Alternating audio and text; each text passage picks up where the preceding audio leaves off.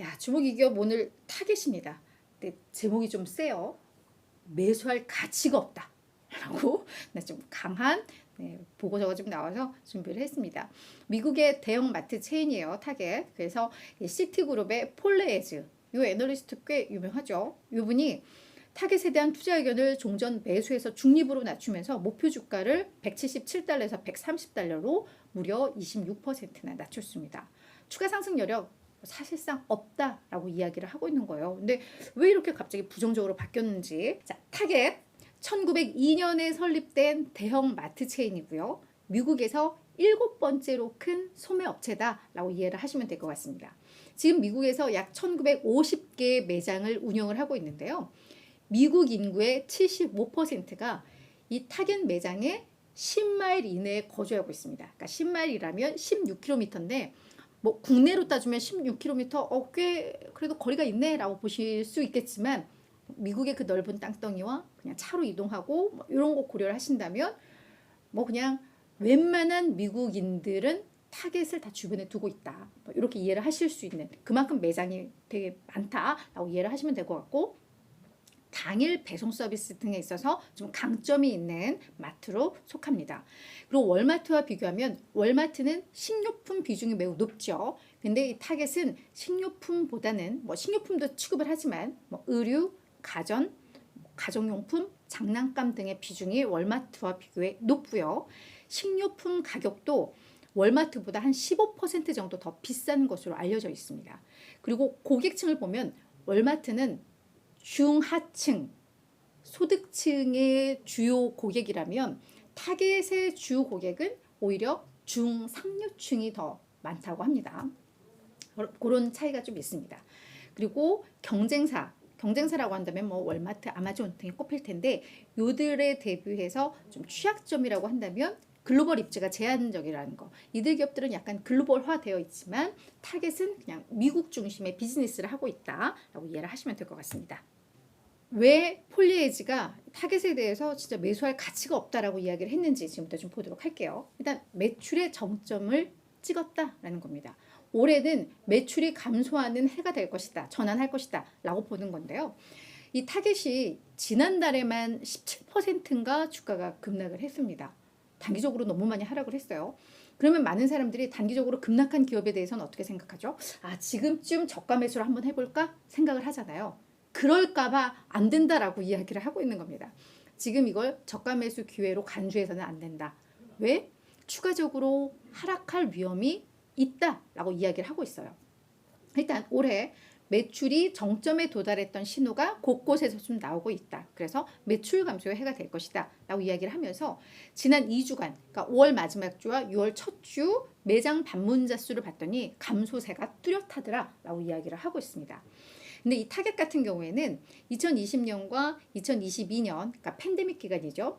이때 소비자들의 지출이 다 이게 비대면이고 뭐 이러다 보니까 서비스에서 제품으로 이전을 했어요.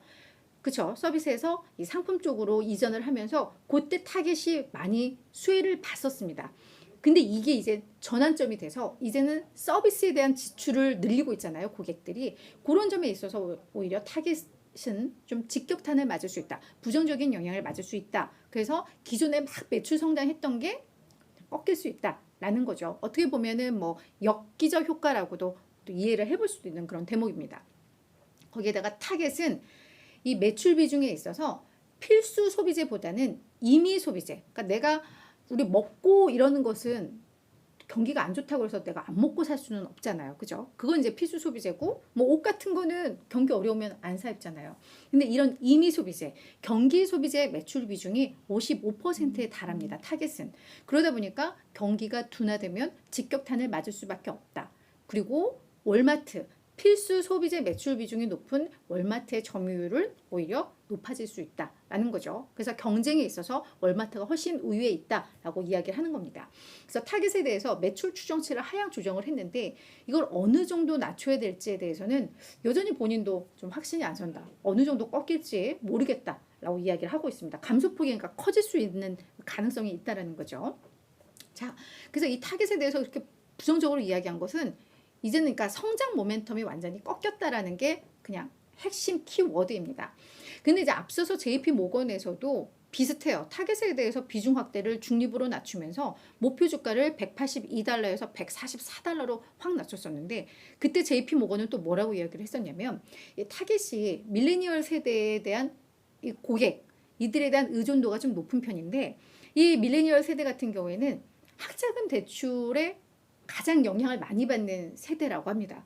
근데 학자금 대출 상환이 이제 조만간 재개가 되면, 그러면 이들의 소비 지출률이 줄고, 그럼 그게 결국은 타겟 매출 감소로 이어질 수 있다라고 이야기를 좀 하고 있습니다. 그러니까 실제로 매출 감소 원인들이 좀 다양하게 나오고 있다라는 게 이런 월가 의견들을 통해서 좀 나오고 있는 그런 상황입니다.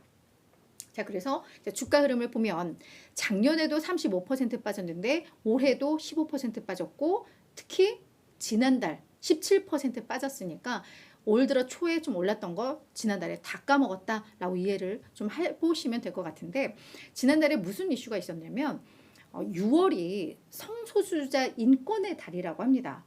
그래서 뭐 아마도 이 소매업체들이 관련 마케팅을 좀 한 것 같은데, 타겟도 아마 매장에 그 성소수자 제품들을 전면에 아마 배치를 했었던 것 같아요. 근데 뭐 그거에 대해서 이제 보수주의자들이 뭐 비난을 하고 뭐 반박하고 막 이랬겠죠. 근데 특히나 어린이 제품도 관련된 제품들을 많이 좀 했었나 봐요. 그러니까 뭐 어린이 옷인데 약간 무지개 옷이라던가 그런 문구들이 있는 옷들이라던가 뭐 이런 것들을 이제 배치를 하면서 보수주의자들이 이제 공격을 많이 받았죠. 그러다 보니까 타겟이 또 그렇게 밀고 나갔으면 되는데 그를 또 다 철수를 한 거예요. 그러면서 또 다른 비판을 또 받고, 그게 이제 지난달에 있었던 일인데, 그런 영향들도 주가에는 좀 악영향을 미쳤다라고 평가들이 나오고 있습니다. 다만 이제 월가 보고서에서는 그거에 대한 내용들은 담고 있지는 않습니다만, 지금 타겟은 다양한 악재에 좀 놓여 있는 국면이다라고 이해를 하시면 될 것 같아요. 그래서 월가의 다른 또 의견들을 보면 총 35명이 타겟에 대해서 분석하고 있는데, 35명 중 18명, 51% 정도만 매수 의견을 제시를 하고 있습니다. 다만 평균 목표 주가는 175달러 정도예요. 그래서 추가 상승 여력 38% 정도 있다라고 보는데, 이게 지난달에 주가 급락에 따른 영향이라고 좀 해석을 해보시면 일정 부분은 좀 상쇄가 될 뭐 그런 상황입니다.